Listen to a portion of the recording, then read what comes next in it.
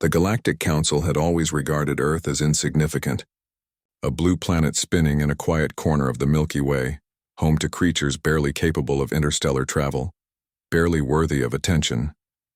For millennia, aliens across the galaxy had looked down on humans. They were small, fragile, and slow compared to the advanced civilizations that ruled the stars. But something had changed. It began with signals, strange patterned signals unlike any natural phenomenon. They were not technological in origin, at least not as the aliens understood it. They seemed alive, almost conscious, coming from the tiny planet they had all laughed at for centuries. Ambassador Zephyra of the Zilari species, one of the most respected members of the Galactic Council, was the first to notice. She had spent decades studying anomalies across galaxies, and her instincts told her this was different. The signals were neither interference nor coincidence. They were a message, a warning, and perhaps a call. The council convened in its grand hall, a floating structure of silver and crystal orbiting a neutron star. Representatives from thousands of species filled the chamber, each taller, smaller, or stranger than the next. They spoke in tones that resonated across the room, a chorus of intellect and curiosity, but also of arrogance. "The Sol system is irrelevant," said one elder, a being made of flowing liquid light. "Earth cannot threaten us. These signals are anomalies." "Nothing more." Zephyra rose, her voice sharp and steady. "I disagree. These signals are intelligent. They are encrypted in a way I have never seen. If we ignore them, we may find ourselves facing a species we underestimated, one that could change everything." Murmurs spread through the hall. Some representatives leaned forward, intrigued. Others scoffed, dismissing her concern. "Primitive humans," one said. "They cannot even leave their own star system. How could they threaten us?" Zephyra's eyes narrowed. She knew that underestimating humans was a mistake the council could never recover from. The reconnaissance fleet was dispatched quietly. The Zilari, along with select representatives from the council, traveled toward Earth. Their ships moved faster than light, sleek and silent, cloaked in layers of anti-detection technology. They approached the blue planet with curiosity and caution, but Earth was ready, not in the way the council expected. There were no massive weapons, no planetary shields, no armies ready to march into space. Instead, there was intelligence, coordination, unity. Humans had no knowledge of the aliens watching them, yet their actions seemed almost prescient. Satellites avoided collisions. Global communication systems rerouted information with uncanny efficiency, and natural disasters were managed with a speed and resourcefulness that startled Zephyra's team. The first probe to scan Earth's orbit was suddenly rerouted mid-flight, guided by a force that seemed to think, to react, almost as if the planet itself were alive. The aliens were astonished. "Is it possible that the planet is intelligent?" whispered one of Zephyra's aides. "No," Zephyra said firmly. "It is not the planet itself. It is the species, humans. They are more capable than we thought." Meanwhile, back in the council hall, the debate grew heated. Aliens who had once laughed at Earth now whispered in fear. What did the humans know? What had they discovered? Then, by accident, Zephyra's team made a discovery that shook the galaxy. They found an ancient codex, hidden in a satellite orbiting Earth. Its origins were older than any human civilization, an artifact left behind by pre-human species who had once roamed the stars. It contained the true name of Earth, a secret kept hidden for eons. The true name was not just a word. It was a key. A key to unlocking the latent power of the planet, the species, and perhaps the universe itself. Legends in the council spoke of planets whose true names were known. Civilizations that could wield them became unstoppable, and now, one of the smallest planets, one of the weakest species, had it. Zephyra felt a chill. She carefully documented everything and reported back to the council. "The humans are far beyond what we believed," she said, her voice echoing in the chamber. "They may not even realize the potential they carry. But if we reveal ourselves, if we interfere, the consequences could be catastrophic." For the first time, the council was afraid. On Earth, life continued as usual. Cities bustled, people argued over trivial matters, and governments debated policies that would seem inconsequential to the galaxy. Yet, hidden beneath the surface, humans were changing. Their understanding of science, technology, and energy was growing at a pace that startled even Zephyra's sensors. Dr. Emily Carter, a physicist in a small laboratory in Colorado, was unaware that her experiments were already influencing the attention of the galaxy.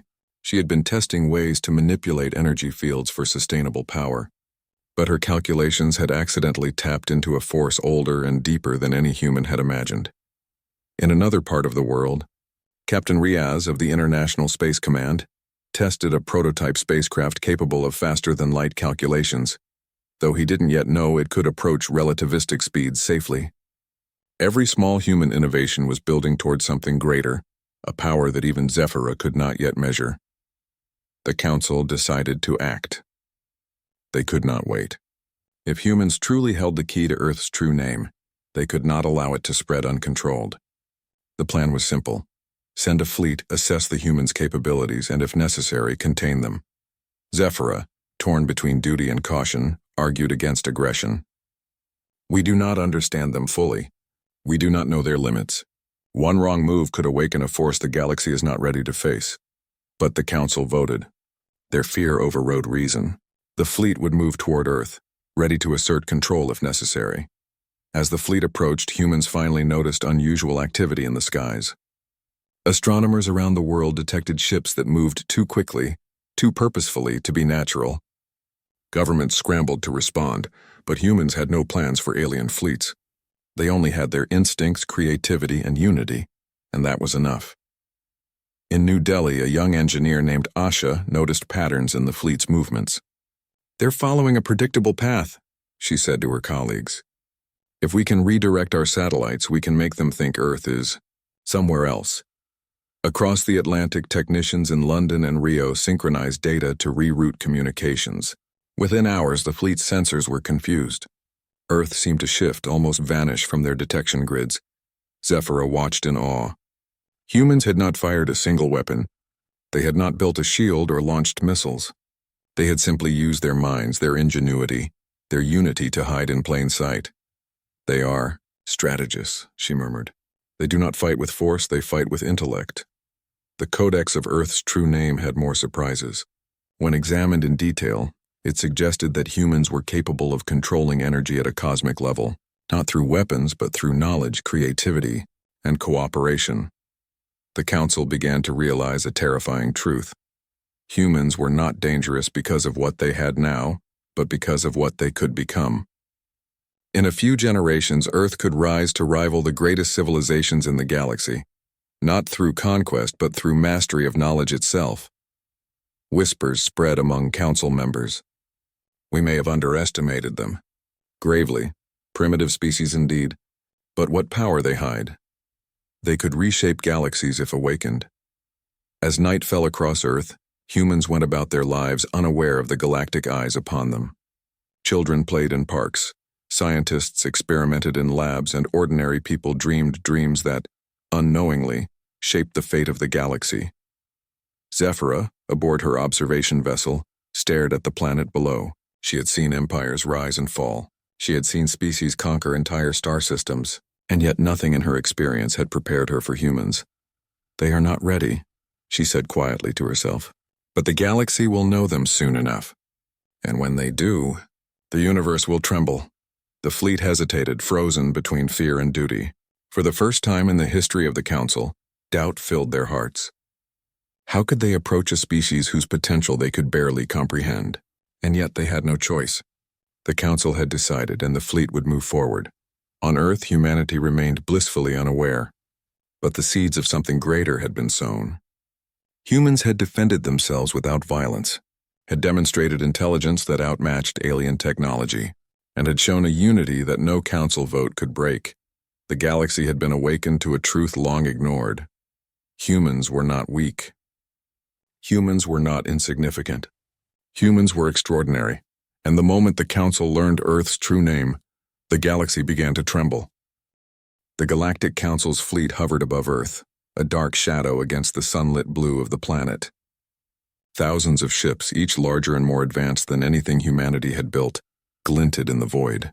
The Council's leaders, once arrogant and dismissive, now felt a growing unease.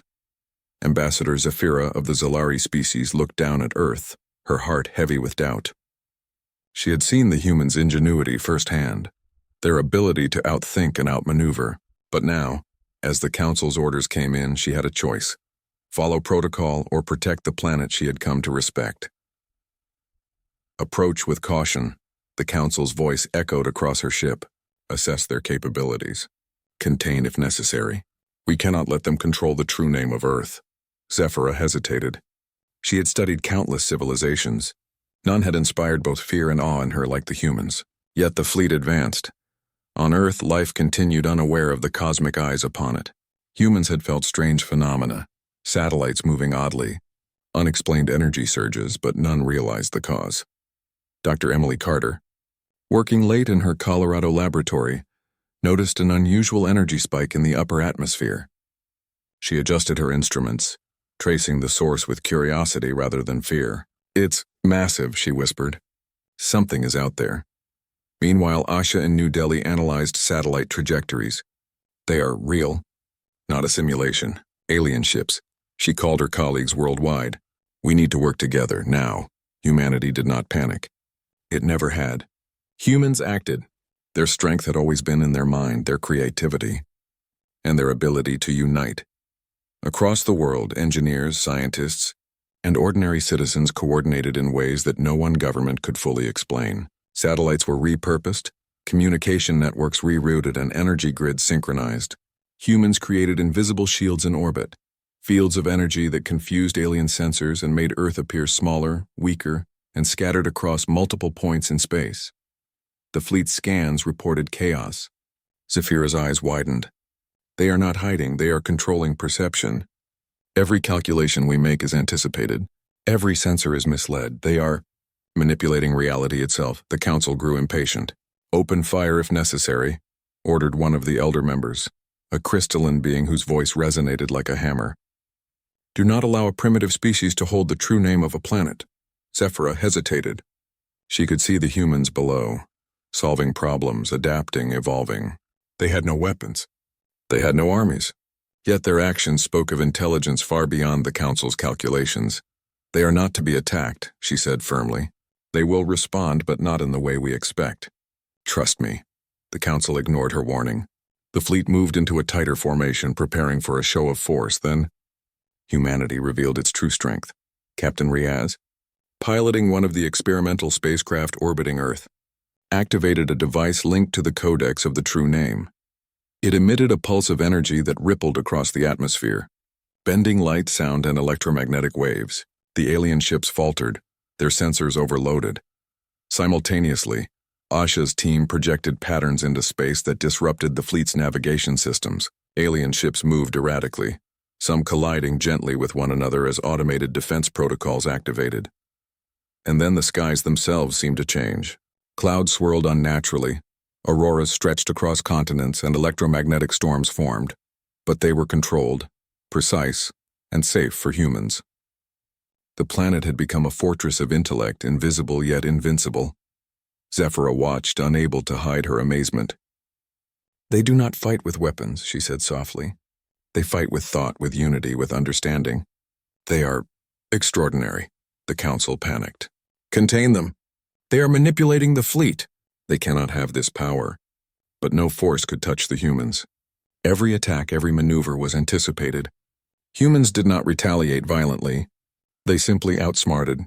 Every move the fleet made was countered by ingenuity, by strategy, by coordination that the Council could not comprehend. Dr. Carter, unaware of the larger scale of events, continued her experiments.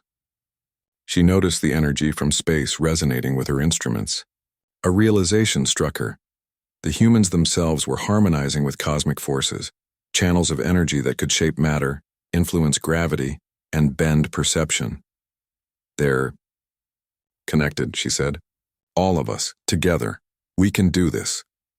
Asha and Riaz, coordinating with others worldwide, activated a global network, not of weapons, but of energy manipulation. Satellites, power grids, laboratories, and even natural phenomena were synchronized. Earth itself became a conscious system, responding as one. The Council was terrified. Ships slowed, sensors failed, communications became garbled. The aliens had never seen such a coordinated response without the use of force. Zephyra stepped forward, pleading. "They are not a threat in the way you think. Their strength is not in violence but in knowledge, creativity, and cooperation. If you attack, you awaken a force the galaxy cannot control. But the Council hesitated too long. Their fear of being outmatched triggered an instinctual response. They sent a warning strike, a small energy pulse toward Earth. The humans did not panic. They met it with precision. The pulse was absorbed, redirected harmlessly into orbit, and its energy added to Earth's growing network of controlled forces. Humans had turned the Council's fear into fuel for their own defense. The realization hit the Council like a wave. Humans could control energy on a cosmic scale. They could manipulate matter, gravity, and perception. The true name of Earth was not just a key. It was a map of potential, showing how the species could harmonize with universal forces. Whispers spread through the Council. They can shape the universe. They are beyond our comprehension. They could rival the oldest empires in mere decades. Zephyr's voice cut through the panic. Do you see now? They are not dangerous because they wish to conquer. They are dangerous because they can. The humans acted with clarity and restraint. No attacks were made. No empires were crushed. Instead, the fleet was surrounded by an invisible field of energy, unable to move, unable to sense the planet properly. The Council had to confront a humbling truth. Humans were not to be conquered. Humans demanded respect. Captain Riaz addressed the Council through a universal translator, his voice calm but firm. We do not seek war. We do not seek conquest. We are aware now of the galaxy, of your presence and of your ambitions. But Earth is ours. Our potential is ours. We ask only for understanding, not interference. A silence fell across the Council. No one had spoken to them with such authority before.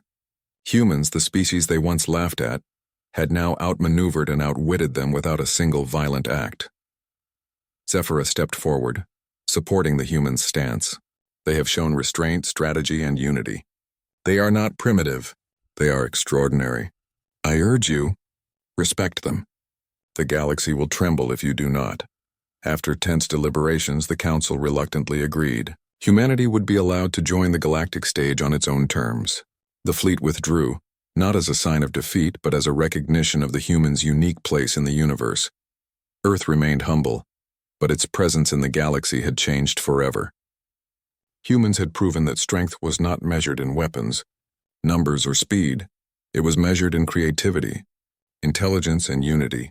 Dr. Carter, Asha, and Captain Riaz celebrated quietly, knowing that the world had survived not through aggression, but through the human mind.